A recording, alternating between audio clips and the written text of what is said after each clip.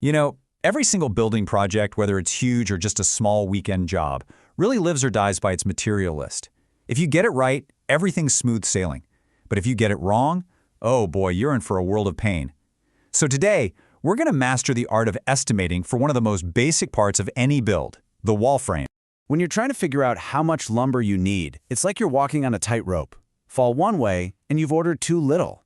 Suddenly work just stops. Your crew is just standing around. Your deadlines are a mess, and you're scrambling to get more wood. But fall the other way, and you've got way too much. Your budget is shot, and now you're stuck with this giant pile of wood that you can't return. It is a really high-stakes balancing act. So the big question is, how do you nail it? How do you land perfectly in the middle?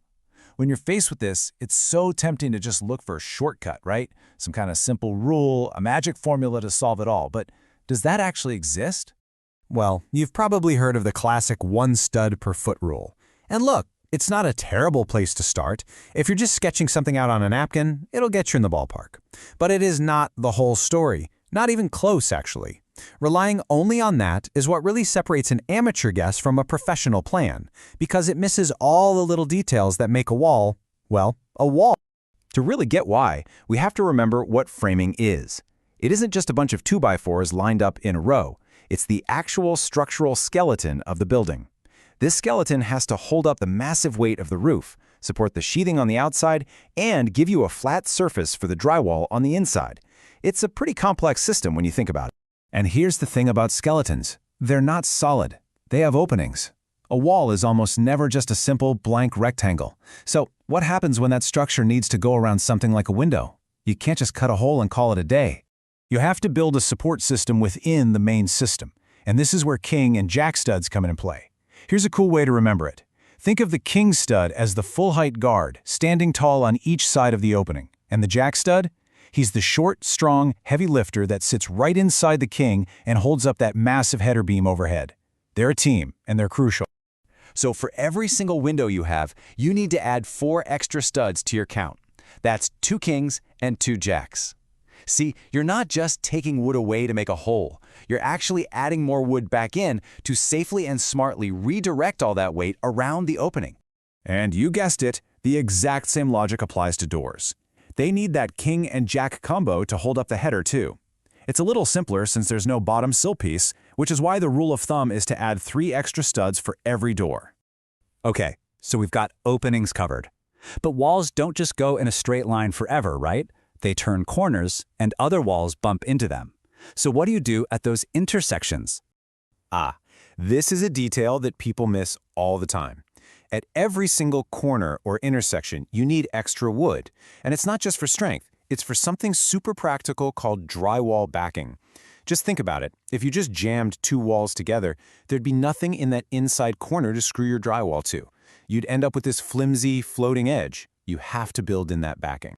So, to create that solid surface for your screws, framers will add extra studs or blocking. The standard practice is to add 2 extra studs to your total count for every corner and every spot where one wall meets another. If you forget this, trust me, your drywall and finishing crew is going to have a major headache later. Now, here's another pro-level consideration: spacing. This is how far apart your studs are. 16 inches on center is the industry gold standard, and it's pretty much required for walls that carry a load. But you might also see something called advanced framing, which uses 24-inch spacing. This saves a bit on lumber and leaves bigger gaps for insulation, but you might have to use wider 2x6s to make it work. This one choice has a big impact on your final count. Okay, so far we've only been talking about all the vertical pieces. But every wall needs horizontal lumber too. We call these plates. You've got a bottom plate, also called a sole plate, that gets anchored to the floor. You've got a top plate, and then, and this is super important, you have a second top plate that overlaps and ties all the separate walls together into one strong, solid unit.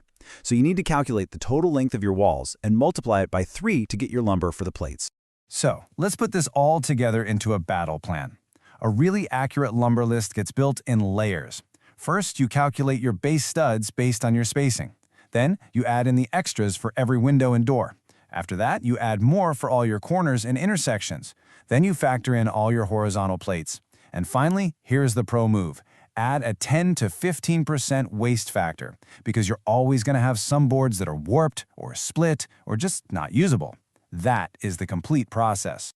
When you boil it all down, it really comes back to a simple truth. The real strength of your project, the thing that makes it a success, isn't just in the wood and the nails. It's built right here, in the planning stage, long before you even pick up a hammer. A good plan is the true foundation.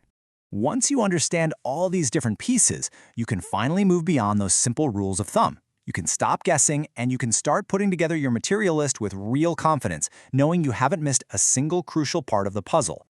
And hey, to help you do exactly that, there's a fantastic and really practical tool that puts all of this logic to work for you. It lets you plug in your wall lengths, your windows, your doors, and it does all the math in an instant. Best part? It's totally free to use. The link is right down there in the description. Go check it out.